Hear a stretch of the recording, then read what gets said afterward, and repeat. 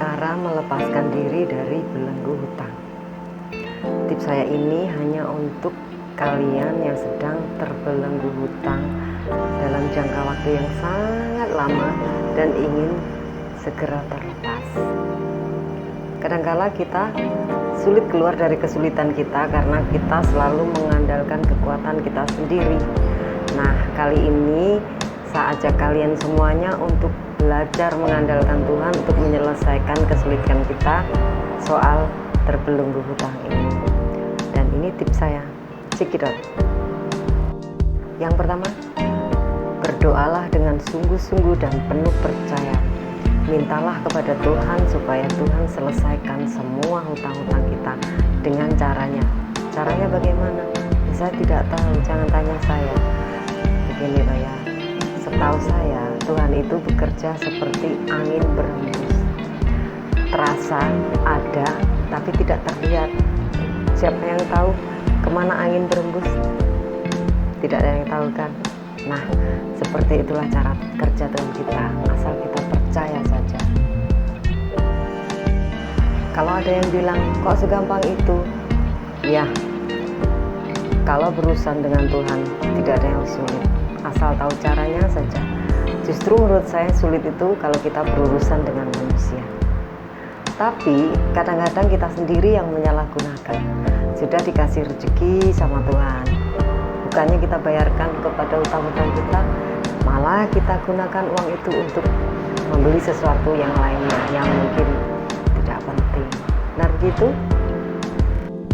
Yang kedua, apabila Tuhan sudah melunasi semua hutang kita, maka langkah selanjutnya berjanjilah pada diri sendiri tidak akan pernah hutang lagi, apapun yang terjadi, kapanpun dan berapapun. Kita berjanji tidak hanya kepada diri kita sendiri tetapi juga kepada Tuhan. Jadi kita harus tepati kalau ingin kita benar-benar ingin keluar dari belenggu hutang untuk selamanya.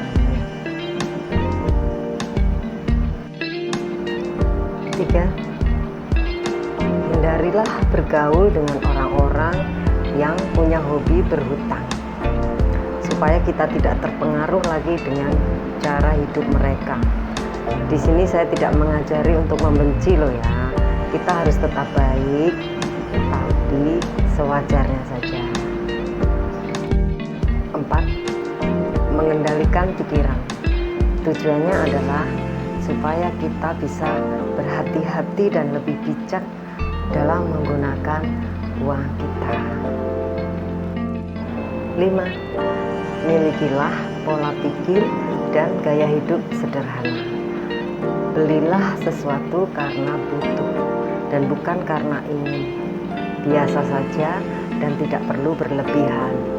Jangan pernah malu ketika kita dibilang tidak kaya. Yang penting kita tidak kekurangan walaupun kita tidak berlebihan.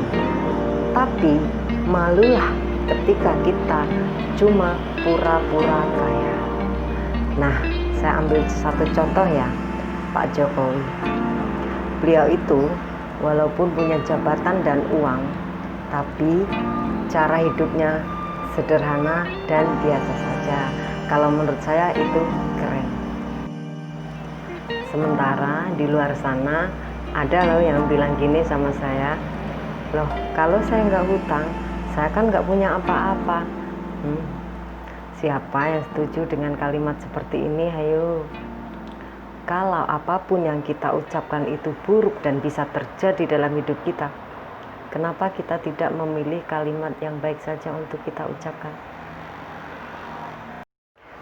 Nah, sekian dulu tips saya kali ini. Soal suka nggak suka, enak nggak enak, benar atau salah kita terbelenggu hutang ini, mari kita kembalikan kepada pribadi kita masing-masing sesuai dengan ajaran keyakinan masing-masing, karena tiap-tiap orang itu berbeda-beda cara berpikirnya. Sampai ketemu lagi di video-video saya yang lainnya tentang tips ringan dan sederhana di seputar hidup kita.